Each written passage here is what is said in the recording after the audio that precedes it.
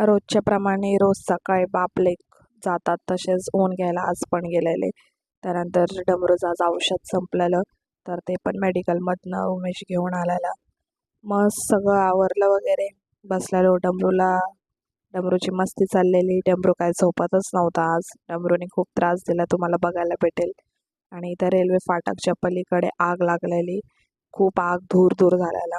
मग 2 वाजता डमरूला आंघोळ घातली आणि मी झोपवायला गेले तर डमरू इतका त्रास देत होता, शेवटी मलाच रडायला आलं.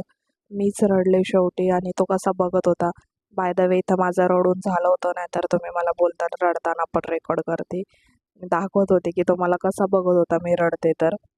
मग नंतर नवमेश पण आज लवकर घरी आलेला आणि आज आमच्या सोसायटीच्या खाली कार्यक्रम होता होळीचा. तर सगळ्यांना हॅपी होली इन ॲडव्हान्स. तर इन ॲडव्हान्स नाही म्हणजे आज होळीच आहे तर आजच व्हिडिओ पडेल नक्की. तर सगळ्यांनी पूजा वगैरे चाललेली, त्यानंतर होळी पेटवली.